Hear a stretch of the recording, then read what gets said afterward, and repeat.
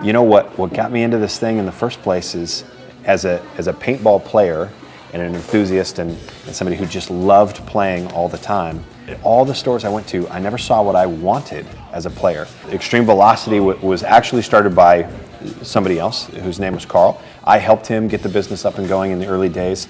He ran it for a year and a half, 2 years. My dad and I were looking for something to invest in together. My dad proposed, hey, I think Carl's probably about done. Why don't we go talk to him? Literally, I go down the next day and he has going out of business signs on the door. And I said, hey, Carl, I'm thinking about doing something like this. And he said, I'll tell you what, here's the keys. Pay off my credit card and you can have it. So Extreme Velocity is an airsoft and paintball store. This year we've added the field. We really strive to have all the equipment a person needs to engage in one of these hobbies. With the field, we strive to create an awesome experience for every one of our guests. Getting funding for the purchase of this field business was just a joke.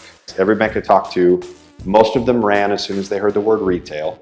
And if they don't drop out when I say retail, as soon as I say paintball, they're gone.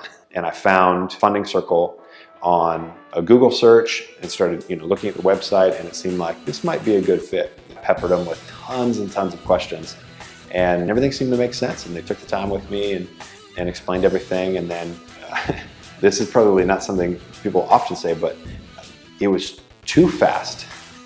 The funding was lined up and ready to go before we were done negotiating purchasing the business, and money was in our bank account, I think 2 months before I wrote the check to buy the business. And so it was kind of a funny experience in that way, the opposite of what people generally say, where the deal's being held up by the funding. Well, in this case, it was the opposite.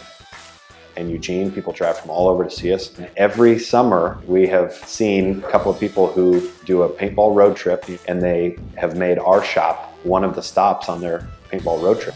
If we can get this model dialed, I think there's an opportunity to replicate what we're doing in other similar sized markets. I'd love to be the name when it comes to paintball and airsoft in Oregon, at least.